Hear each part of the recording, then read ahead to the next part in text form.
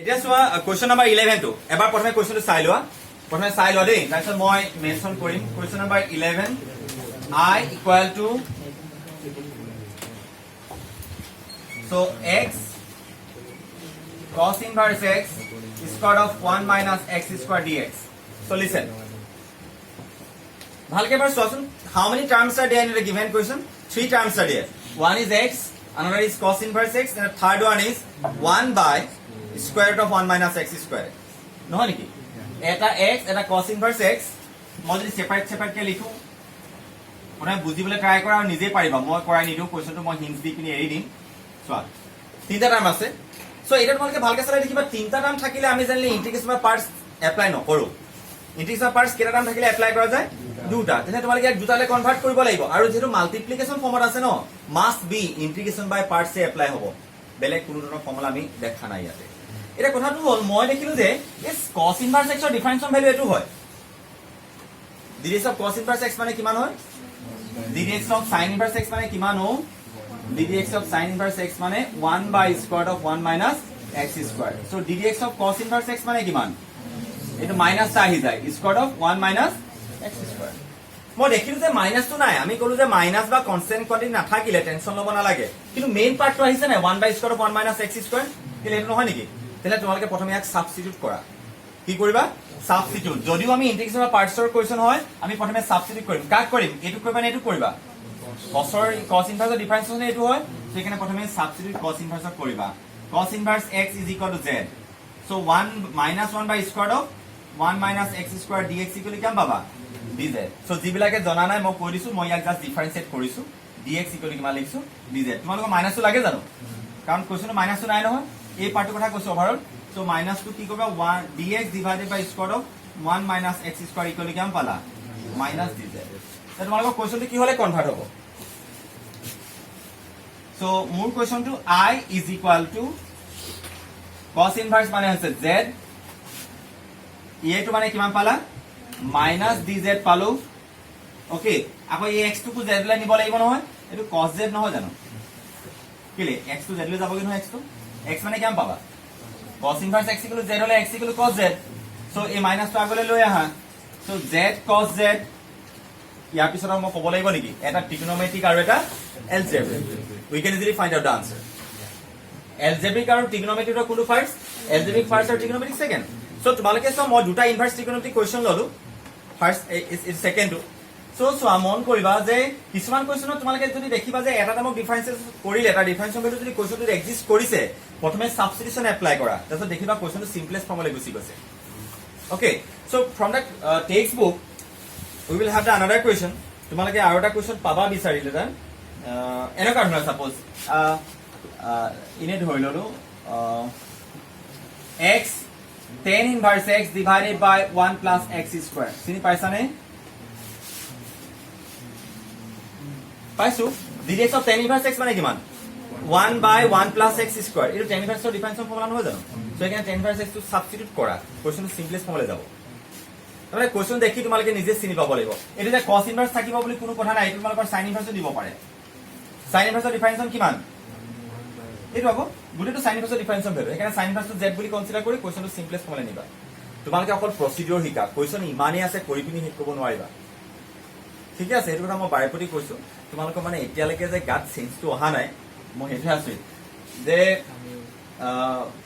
প্যাটাৰ্নটো অলপ শিকি ললে হ'ব যে ইনভাৰ্স ট্ৰিগনোমেট্ৰি থকা কোৱেশ্যন বিলাকৰ কৰোতে অলপ সাৱধান হোৱাটো দৰকাৰ প্ৰথম কোৱেশ্যনটো দেখিলা না আমি তাত কেনেকৈ সাবস্টিটিউট কৰিলো ইয়াতো আমি সাবস্টিটিউট কৰিম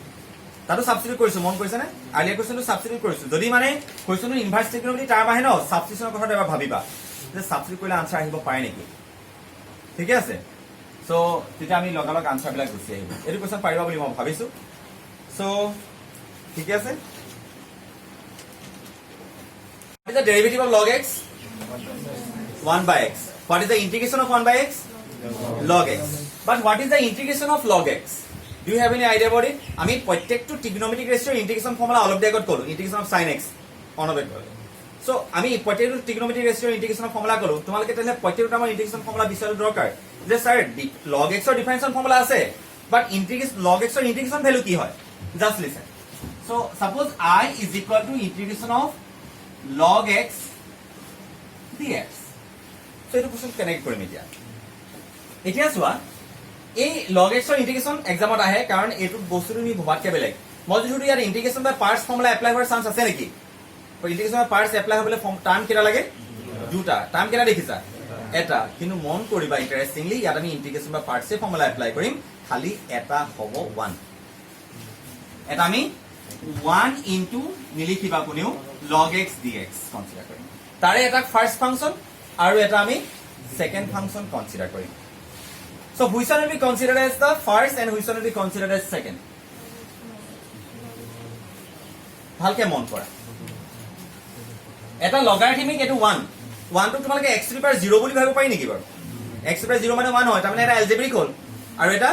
লগাৰিথমিক এলজেব্ৰিক আৰু লগাৰিথমিকৰ ভিতৰত কোনটো ফাৰ্স্ট ফাংচন দেখিছা লগাৰিথম তাৰমানে আমি log x টো ফাৰ্স্ট ফাংচন মই ঠিকে লিখছ নাই কবা log x ইন্টিগ্ৰেশন অফ 1 dx মানে dx minus integration start log out bracket start ddx of the first function ddx মানে কিমান log x integration of অকল dx মানে কিলে u integration of v minus integration bracket start ddx of u এটো u নহয় নেকি আৰু 1 to v so v dx মানে 1 dx bracket close dx চোৱা integration of dx মানে x হয় না integration of dx মানে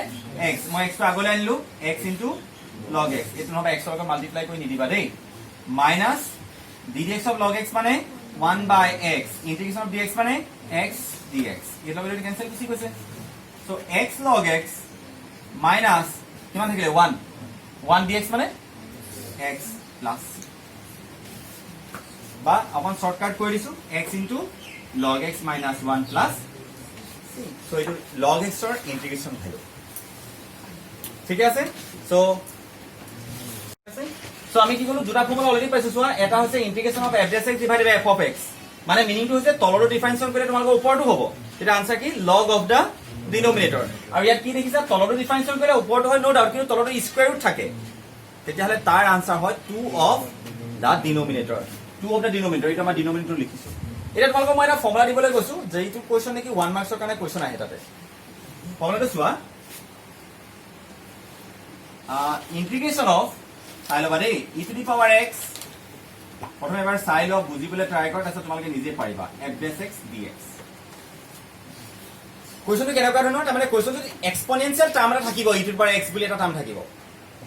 আৰু নেক্সট যিকিটা টাৰ্ম থাকিব ন তাহাতি সদায়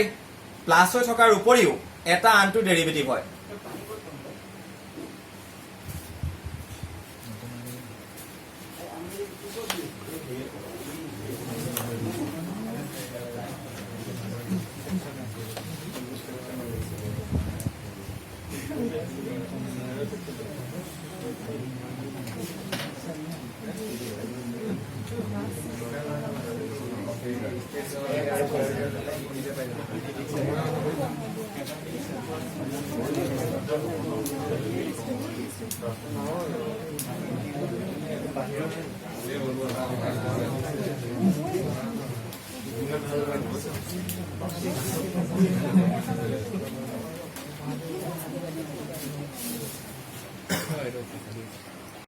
So আমি কি কৰো দুটা অলৰেডি ফৰ্মুলা আছে এটা আছে f x divided by f of x তাৰ log of the denominator তাৰ মানে মিনিং টু বুজি লোৱা প্ৰথমতে তলত থকা টাৰ্মটো যদি ডিফাৰেন্সিয়েট কৰা আনসাৰ ওপৰত আহিব as it is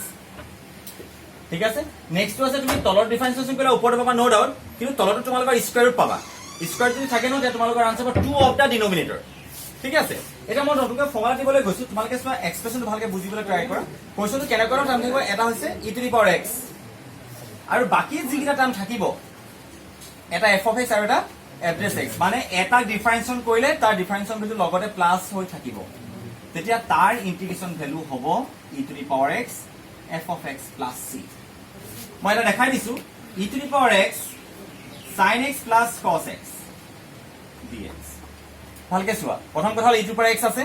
আৰু দুটা টাৰ্ম আছে দেখিছানে আৰু এই চোৱা এটা ডিফাৰেন্সিয়েশন কৰিলে কি হৈছে এটা আছে sin x ৰ ডিফাৰেন্সিয়েশন cos x সো এটো f of x হৈ গল এটো কি পালা f x সো আনসার কিমান হ'ব e to the power x sin x plus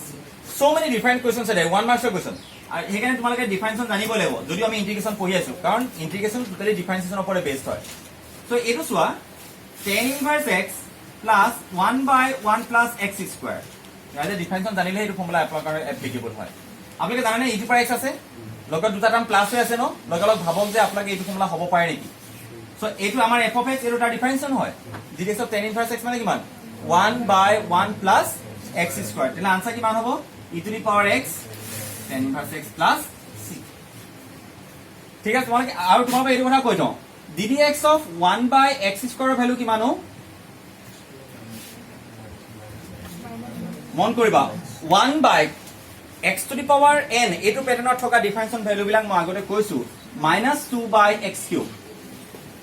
কিমান হয় এই যে 2 টো দেখিছা না হেতু মাইনাস দি ওপৰলে পঠিয়াই দিবা আৰু তলৰ পাৱাৰটো বহাই দিবা যদি মই কওঁ x to the power 200 -200 divided by 201 বুজি পালা তাৰমানে কেলে কথাটো কলো এই ফৰ্মুলাটোৰ আন্ডাৰ তেনেকুৱা ধৰণৰ কোৱেশ্চন কিছুমান পাবা 1 by x to the power 5 minus 5 by x to the power 6 ভয় খাই থাকিব লাগিব নহবা কি হৈছে ইয়াৰ ডিফাৰেন্সন ভ্যালুটো নহয় নে হয় নহয় কেলে একচুয়ালি এটো প্লাস থাকে মাইনাস টো ইয়াত আছিল সো মাইনাস আগলৈ আনি দিয়া হৈছে আকৌ ফৰ্মুলাতে প্লাস আছিল এটো মানে 1 by x ৰ 5 ৰ ডিফাৰেন্সন ভ্যালু আছে -5 by x to the power 6 so আমি তেনে লগালগ গম পালো আনসাৰ কিমান হ'ব e to the power x 1 by x to the power 5 plus c তোমালোকে এইটো ফৰ্মুলা মনত ৰাখি লবা বহুতে জানা 1 by x to the power n ৰ ডিফাৰেন্সিয়েচন কিমান ৰাইজ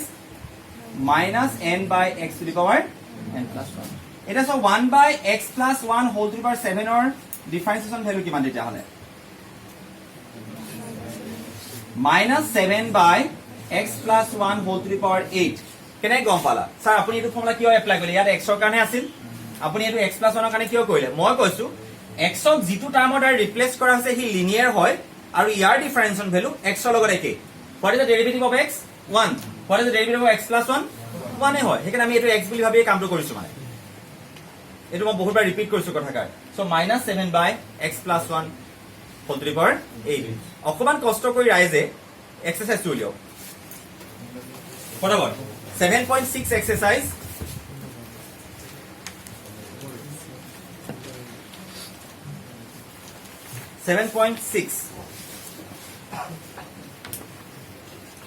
ফটাফট চাই যাব দেই কুৱেশ্যন নম্বৰ 16 পেজ নম্বৰ 328 আমি মুখতে কৰিম এইবিলাক ফৰ্মুলাটো লিখাম বাৰু আপোনালোকে খালি প্ৰথমতে এবাৰ বুকখন চাই লওক ফৰ্মুলা লিখাতে বুজি পাইছিলে কিজান পেজ নম্বৰ 328 কুৱেশ্যন নম্বৰ 16 টো পাৰিবা বুলি মই ভাবিছো চিনি পাইছা কুৱেশ্যন নম্বৰ তোমালোকে 19 টো পাৰিবা বুলি ভাবিছো 1 by x ৰ ডেৰিভেটিভ কিমান তেতিয়া হলে 1 by x ৰ ডেৰিভেটিভ কিমান -1 by x স্কয়াৰ কেলে সেকেন্ড টাৰ্মটো তাৰ ডেৰিভেটিভ নহয় নেকি ৰাইজে কিয় পাহৰিছে 1 by x ৰ ইন্টিগ্ৰেশন ভ্যালু log x কি ডিফাৰেন্সন ভ্যালু -1 by x স্কয়াৰ কেলে সেকেন্ড টাৰ্মটো নহয় নে হয় নহয় আপোনালোকে কুৱেশ্যন নম্বৰ 24 টো চিনি পাইছে নে 24 সব তোমালোকে চোৱা অকমান সিম্পলিফাই কৰিবলগীয়া হৈছে তোমালোকে e টু পাৱাৰ x ৰাখি থোৱা এটা sec x মাল্টিপ্লাই কৰাচোন sec x into sec x plus tan x হৈছে নেকি কোৱেশ্যন মাৰ্ক কিমান কলো 24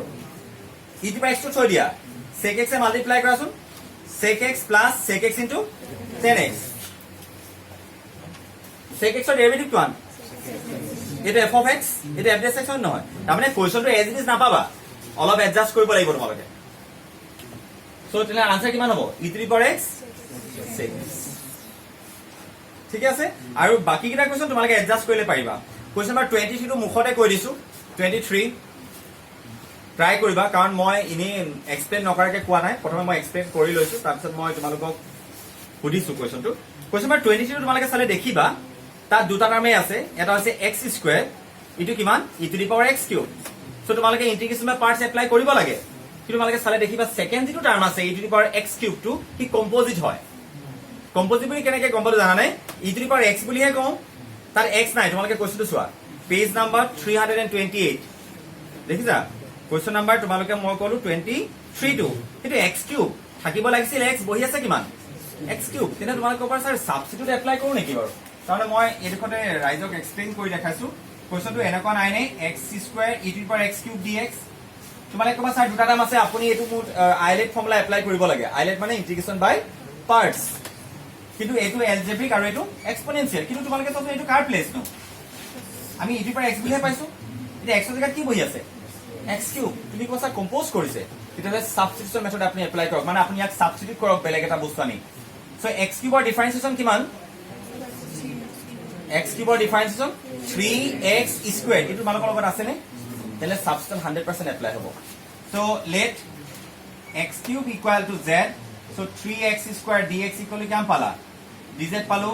so x square dx মানে তোমালোকে dz by 3 নহয় নে তে তোমালোকৰ কোৱেশ্চনটো কি হলে কনভাৰ্ট হৈ গল যেটো i বুলি আছিলে e to the power z আৰু x square dx মানে কিমান পাইছে স্যাৰ সো কিমান সিম্পল কোৱেশ্চন হয় 1 by 3 e to the power z dz মানে 1 by 3 e to the power z আকো কেলে e to the power z ৰ ইন্টিগ্ৰেশন e to the power z নহয় জানো সব ফৰ্মুলা জানিলে পাৰিবা ফৰ্মুলা না জানিলে গোটে চেপ্টাৰটো মিছা so e to the power z plus c z ক খালি সাবস্টিটিউট কৰিবা ঠিক আছে